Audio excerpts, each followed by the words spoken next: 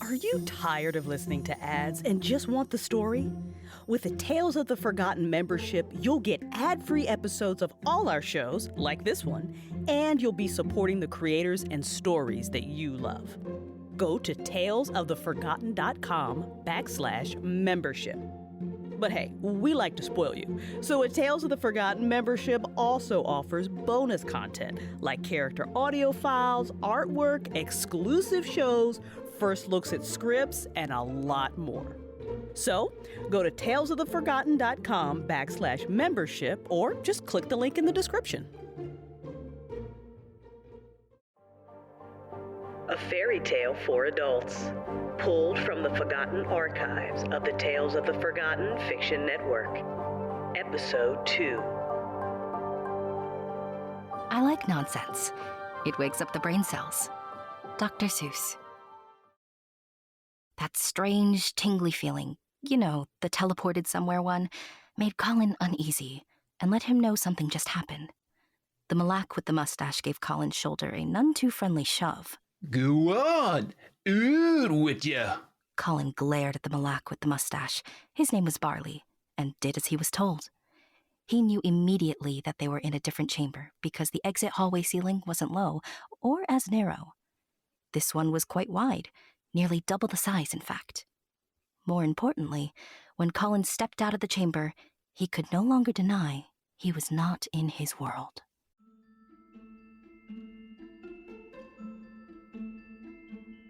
This chamber was in the middle of the Justice District in the very busy city known as Carstium.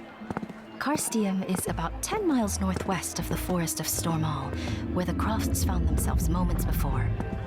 Carstium was cleverly built on top of two proud, towering, rock-like hillsides. The River Agrium, a narrow, beautifully pristine body of water, ran between the two hills. It was a breathtaking view at the top of those rocks, to be certain, and strong, polished steel bridges connected the busy population. Dwarves take it upon themselves to keep the bridges shiny, as they tend to like shiny things. Unlike other areas of the city that are alight with color and the creative power of imagination, the buildings in the Justice District of Carstium are quite stern-looking.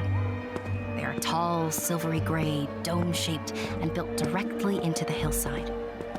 The Crofts and the Malaks stood on a walkway made of black granite directly in front of the courthouse and stockades, both in the same building that was marked by the gigantic justice scales hanging above the entranceway. Two other Malaks stood still as statues in front of the entranceway, eyes straight ahead. It was a busy place, to be certain, as more of the Malaks went to and fro on various assignments. Occasionally, an elf riding a bicycle zoomed by, most likely a messenger, and tiny creatures, mini fairies and pixies, whizzed overhead at speeds too fast to be seen. What in the... It was at this moment Nia began to come around. She slowly opened her eyes, looked at the Malak groggily, and... Ah!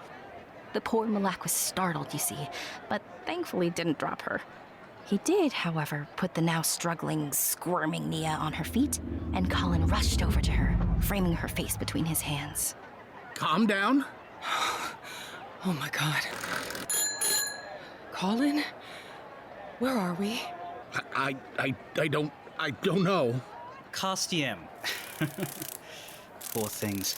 You used the chamber by accident, didn't you? It doesn't matter now, does it? Get them to their cells. Wait, what?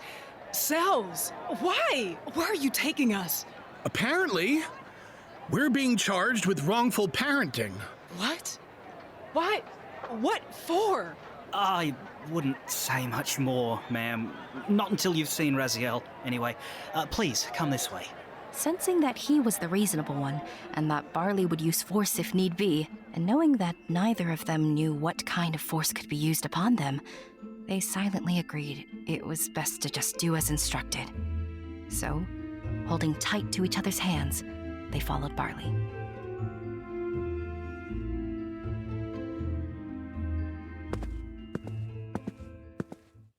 The inside of the Justice Building is absolutely huge. The ceiling a good 20 feet, dome-shaped. tall, white columns. A giant stone staircase straight in front of them led to the offices of the Malak on the second floor. To the left was a huge doorway, and a sign above it read, "Courtroom." To the right was a narrow corridor and a set of stone stairs that descended deep into the hillside. The Malaks took them down the stairs on the right. The jail cells were extremely clean, even though they were kind of, well, medieval. You know, bars and all that. But there was no one else down here. Crime wasn't really an issue. The most serious thing that happened in the last decade was when two small fae folk got into a tussle. Colin and Nia were put into the same cell, though Warley did shut the door a little harder than necessary before walking away. You just holler if you need anything. I don't imagine you'll be waiting very long. What are we going to do? I don't know yet. We'll get out of here, though. How could they accuse us of wrongful parenting? They don't know us. They're obviously a bunch of lunatics. Don't say that out loud, Colin. We have no idea what the laws are here. All right. Unless you know how to pick a lock, escape isn't going to be likely. Oh my God. Kalanon. What about him? He told us if we weren't teaching the children how to properly use the chamber, we were breaking the law. Don't you remember? You can't be serious. Look around, Colin. Obviously, they are.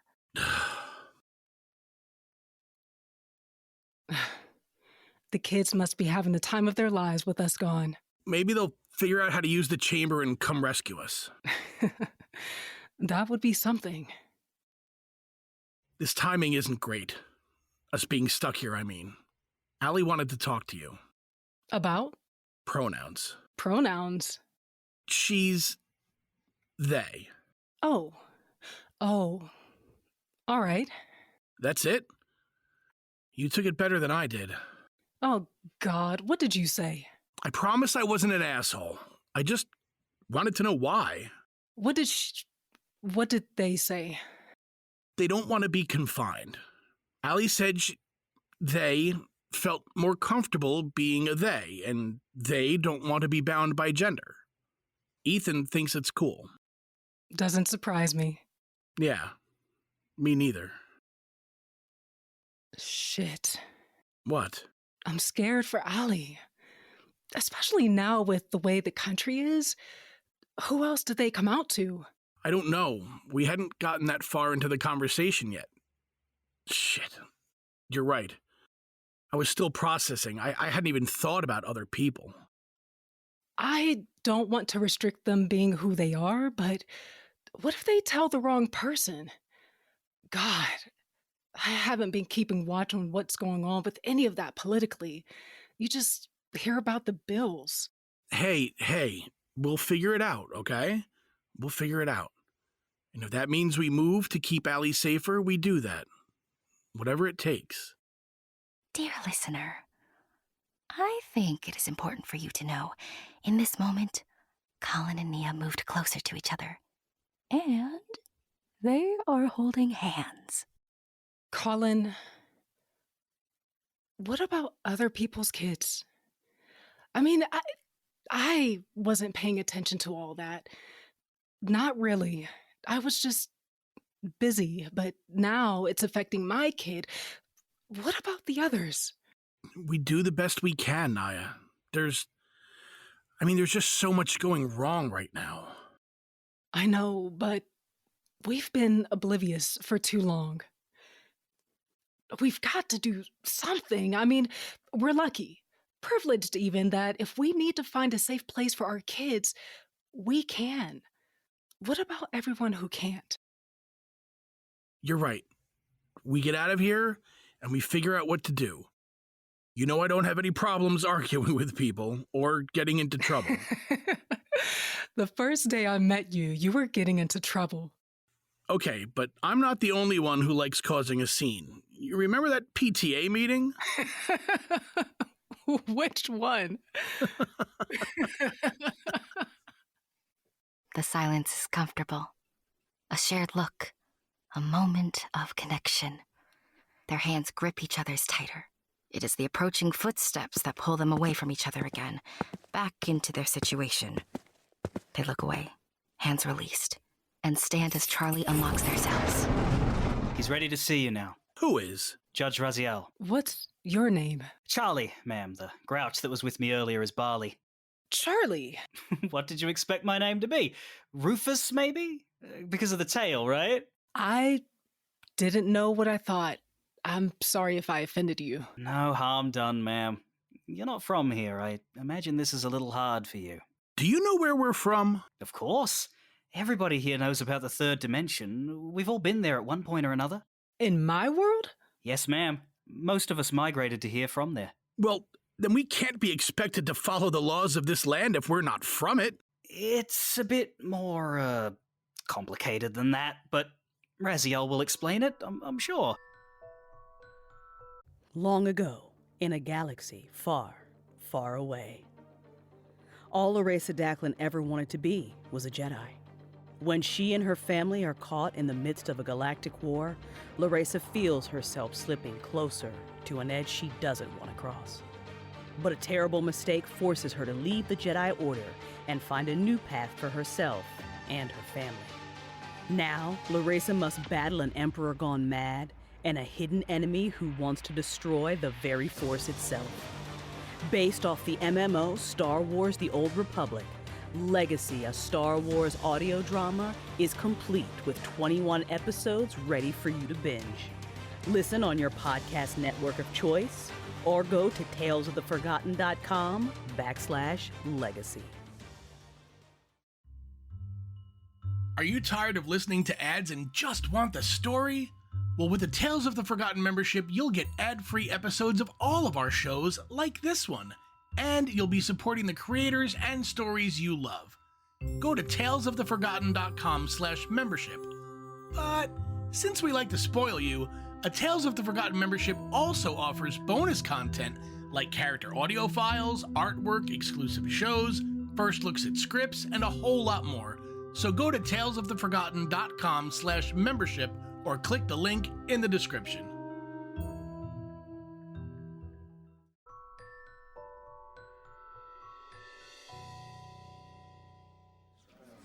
The courtroom was the most familiar thing the Crofts had seen in the last 2 hours, but that's where it ended.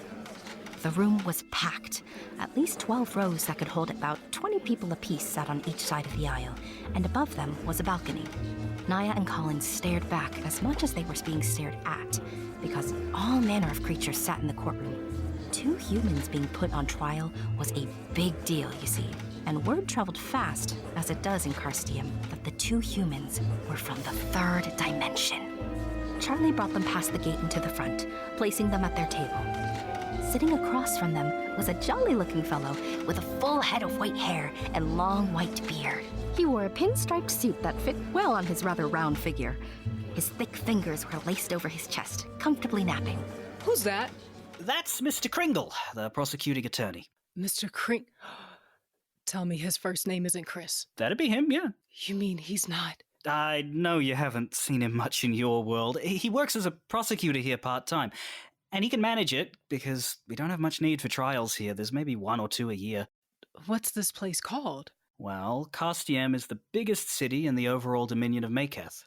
How many cities do you have? Oh, not that many, just another 3. It's not a very big dimension. All rise for her Angelicness, Judge Raziel!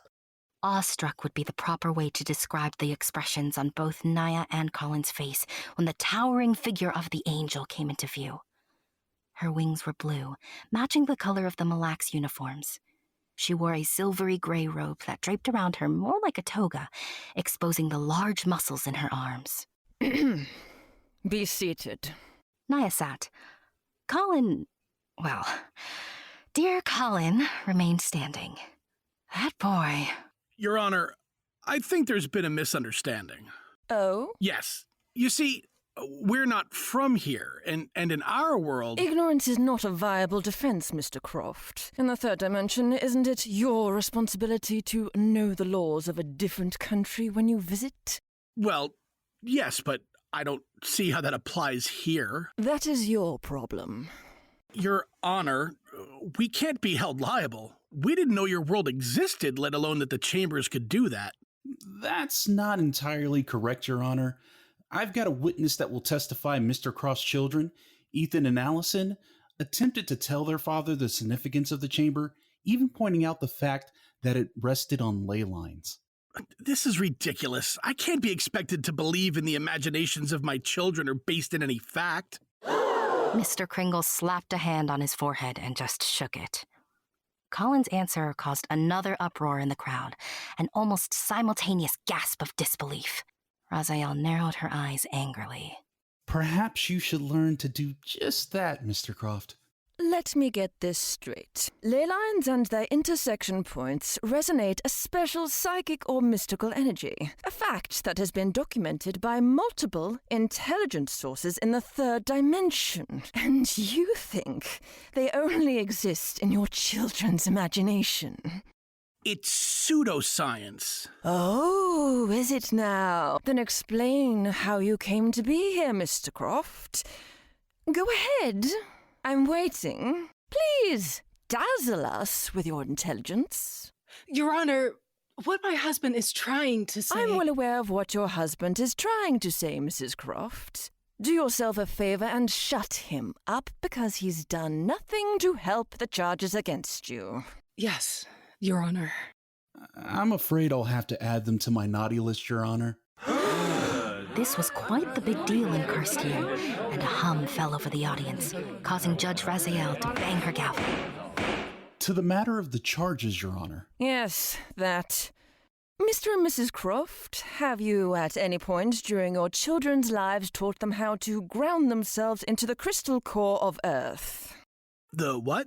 I think that's a no, Your Honor. Have you begun encouraging them to learn about the energy systems of their own bodies? You have got to be kidding. Manifestation, co-creation, aura reading, meditation, pineal gland exercises. Why would I teach them those things? They have no value in my world. There you have it, Your Honor. The prosecution rests. Your Honor, I think you're missing the point. Our worlds are not the same. Oh, they aren't? No! I mean, have you ever even been there? Look, maybe in this place there's such a thing called magic, but it doesn't exist in my world. I am a good parent. I teach my children what they need to survive in a dog-eat-dog competitive marketplace that is occasionally sprinkled with good people. That means they need to go to school, get a job that hopefully makes them happy and pay the bills. Aura reading or whatever isn't going to help them do any of that. No. What you've taught them is to reinforce a system your people know is dying. And the very reason that system exists is because you allowed someone else to create that vision for you. This is impossible. Your Angelicness. Speak, dwarf that made the spear of Odin. Your Honor, the children of the third dimension are beginning to see, and we know that they will rebel. Still, they need the guiding hand of their parents, and these two are lost. So perhaps a quest is in order. I'd be happy with the quest, Your Honor. Why can't you understand that our worlds are different? You speak in an ignorance I find very distasteful. Tell me, human who believes that rules that govern the universe don't apply to his tiny, sad life, will you take the punishment or the quest? We will take the quest. What are you doing, Nia? We have to get home, Colin. Do it. Fine. What's the quest? A cheer went up around the room. You see, the people of the third and a half dimension were always very pleased when their brethren accepted the quest. Though life is never boring in the world of instant manifestation and connection, getting to watch those stuck in the mundane prepare to embrace the reality of the fantastical is terribly exciting. Raziel slammed her gavel again, eliciting silence. A mini angel came flying over to the podium, struggling with the weight of the parchment that was 10 times her size. Because she was a very proud creature, she handled her task admirably. She dropped the parchment onto the podium and unrolled it so Raziel could read. By order of Justice Raziel, authority of the city of Carstein, Colin and Nia Croft, gods and co-creators of third dimension, for the crime of wrongful parenting, you are hereby ordered to find the missing unicorn. The what? Interrupt me again, and you won't see your world for 100 years. You are hereby ordered into the forest of Stormal to find the missing unicorn. Return the unicorn to this court, and you will be returned to the world. Fail and wander the forest for all eternity. This is insane.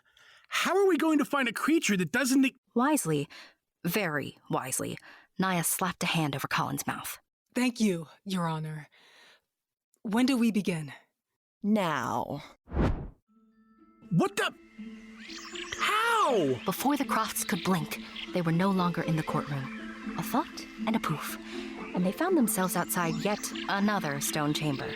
This one on the edge of the thick forest. The trees were tall, leaves there thick, allowing in only small pockets of sunlight. The Croft could see paths, maybe? But there were many of them. Some went straight, others went to the right, to the left, others zigzagged. Why, it even appeared that one went up. Yes, up. All right, you two, here's a map. Colin and Nia jumped, not realizing Charly was behind them. Oh, sorry.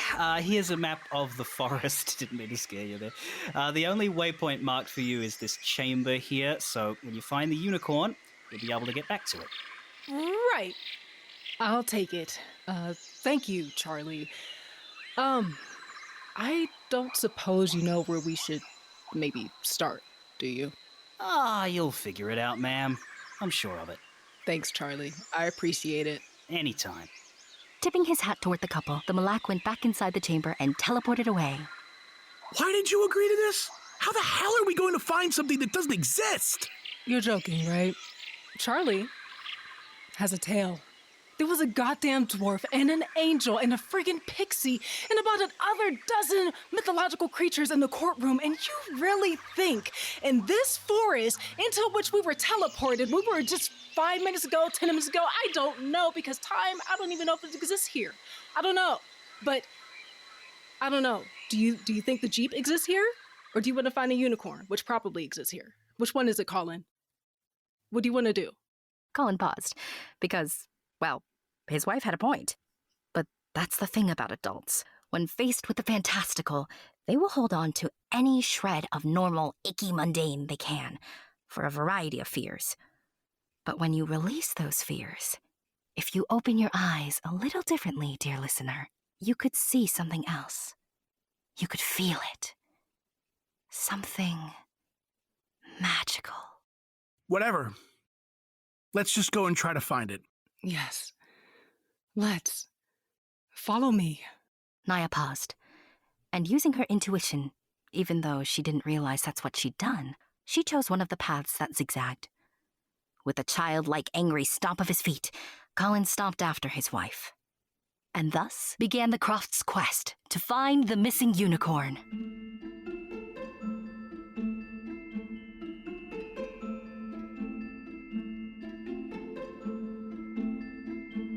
I hope you've enjoyed listening to A Fairy Tale for Adults. Please remember to subscribe, leave us a review, and share this story with your friends.